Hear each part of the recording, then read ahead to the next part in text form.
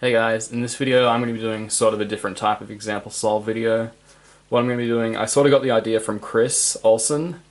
He made a video where he did example solves of actual solves he did at home, but I'm also getting this idea from, like, I've seen people posting like reconstruction / example solves of things like Colin's world record or Felix's one-handed world record, so I figured I'd do that except with my official solves.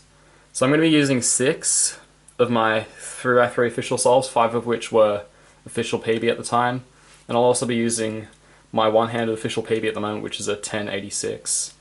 So we'll just go backwards, starting from my slower of the official singles. I'll be going through to my fastest one. Alright, this first one I'm going to cover is a 10.91 from Australia Nationals 2012. So this is after I'd been cubing for like a year and a half, maybe a bit more. So what I saw was a white cross and I cancelled into the first pair. So I saw this opposite green, and this I could swing over here, and while doing that I could also get this lined up. So I basically just lined these two up, move that down, move this back, did a detour, and this was my first pair, and I saw that in inspection because that was all just RD moves, so this didn't change. So I just cancelled into it like this. And then my next pair was these two, so I set them up with a lefty sledge, and then they were just free moves away. And then here I inserted this like that, just free pair. I could have oriented some edges, but I wasn't really that great at the time, so I instead did that. And then I had this pair, and nowadays I would do something like that to solve it, or even some edge control like that. But at the time I did this because, again, that's just how I saw it at the time. And through all these examples, I'm going to be showing like a lot of things that I could have done, like if I was redoing it now, because I think I've improved a lot in the past few years. So anyways, this OLL, just a .OLL standard, and then A perm. So yeah, 1091. This next one is a 9.97. This is my first official sub 10. I got this at Curry 2012. This was like very shortly after Nationals, maybe a few months. So for the scramble, I had a 3-move cross on white, and I don't know if I saw my first pair or not, but yeah. So my first pair is this corner and this edge, but it seems kind of hard to see even like now, so I don't know if I saw it or not. But yeah, anyways, R prime, D2, F2, and then this was my first pair, and these two are my second pair. And I guess as I was doing that I saw these two, so I just went into those. And this is my last pair. And then this standard OLL, just sexy sledge. Then I had an A perm, and at the time I think I did like a U3 or something. And then just A perm, first sub 10. I was pretty happy about that. For this one, this is my 8.63 official. This is my second official sub 10 and my first official sub 9, obviously. So for this one, oh yeah, this was done at Canberra summer 2013. So like maybe 2 months after Curry. But yeah, the cross I did was blue. And the way I did it was kind of strange. I could have done like an F to move this, and then solve these 3, and then have a much more efficient cross. But what I did, for some reason, oh yeah, and I saw the first pair, I think. Where was it? Yeah, these two are my first pair, that's what I saw. So I did R, D prime R to solve these 3. And then I just flipped this edge while tracking these two. I knew they'd end up there, so I did them like that. And then I did this pair. And you'll notice with this solve I do a lot of lefty stuff. I don't know how that happened, it's just the way I did it. And then these two. And knowingly I probably did them lefty as well because that solve was full of lefty moves. And then this last pair, like that. And then here, this OLL, it's pretty obvious it's going to get a PLL skip. Just fat soon, U2, bam, 8.63. Okay, 1 year later, and we're at Melbourne summer 2014 / Giovanni Joey Open, whatever you want to call it. And this is my first official sub 8, a 7.61. So what I saw was a 3-move green cross, and I could set up my first 2 pairs really easily. I didn't have to do much except for an extra U move. So I saw this pair here, and I saw these two would set up along with it, which is really nice. So what I did was R2, D, and then instead of doing an R, I just went into these two, so I did UR, and that sets up this pair as well. So I just inserted these one at a time, like that. And then here I did something a bit silly, I did a U3. So I think what happened was I did a U2 like that, and I was about to do that, but I saw that would flip this edge, and I didn't want to give myself a dot case or have the chance for a dot case, so I instead did that. And I guess here's the same thing. If I solved this pair like this, I would have given myself a dot case.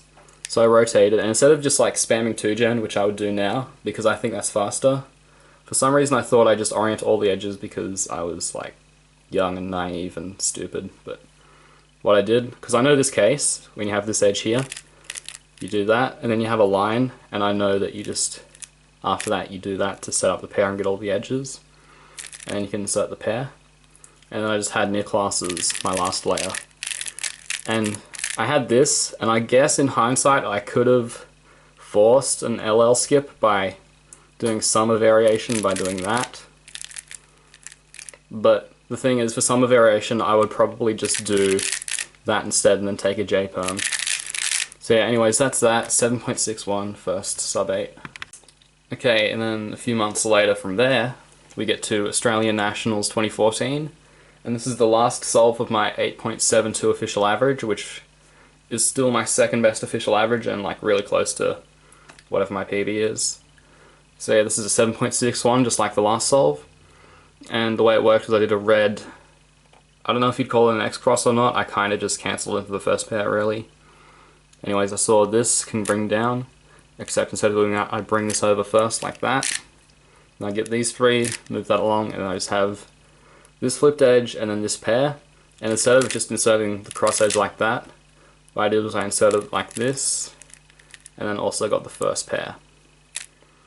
And then the next pair I did was these two, and then I did these two, and then here I oriented all of the edges. So this pair here, I did that. And then I have this last layer case, it's just these two colors match, these two match, block. Like that, 7.61, 872 average. And now we're up to early 2015, my current official PB, the PB that I'll probably not beat for a very long time if I happen to ever beat it somehow, my 5.91. So what I have here for the scramble is two cross edges practically solved. You just have to do a D2. This pair here that's not going to move. This is my second pair, which I tracked in inspection. So first, there's a few ways to do this cross that would have been, I think it would have saved one move. Yeah, it would have saved one move. So I could have just done, what is it, D prime, F prime, and then insert this one, or similarly DR, then D2, F prime. But what I did was I started with an F prime, and then the rest of my cross was just R and D moves, so I knew all of this was not going to move. So I did D, R, D prime, R prime to solve all that, and then D2, insert this pair, and then I knew this pair was going to be exactly like this after all of that. And now I could have done FU, F prime, and saved myself two rotations, but that's a really awkward move for me to do, so I instead just did the two rotations like that. And then from here I was tracking this corner, so I knew I was going to rotate like this. And then I solved this pair like this, so I set them up to a 3-move insert. And there's a few ways you can do it. I don't really know why I chose to do it my way, but I mean, I got a PLL skip, so it worked out.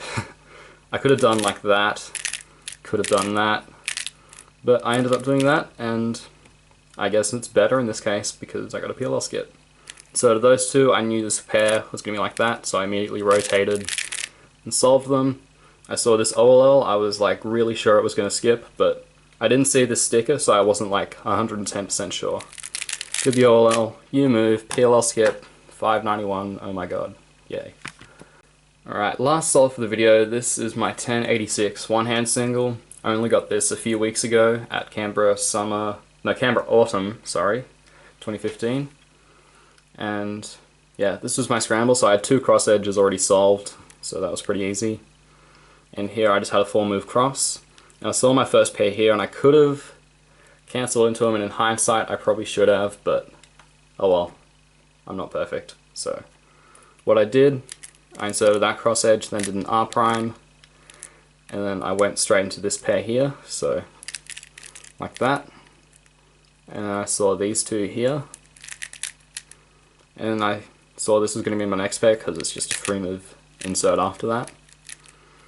And then here I did something really cool. So you've got no edges oriented on top and a relatively bad F2L case. And here I did something, again, cool. So I started by splitting the power up like that to U prime, and I knew from here that I could skip OLL because I've just seen this pattern so many times. I know that once I join them up, I have this OLL skip case. And I also saw these two colors matching, and this was adjacent, so I knew it would have given me EPLL. And I guess I saw this bar as well, so I knew I was expecting a U-perm after that. So yeah, that's my 1086. And yeah, that's just a bunch of official solves I've done. So hopefully you've learnt something from that. I know there was a few, at least slightly interesting things in a bunch of those solves, whether they were good or bad. So yeah, thanks for watching.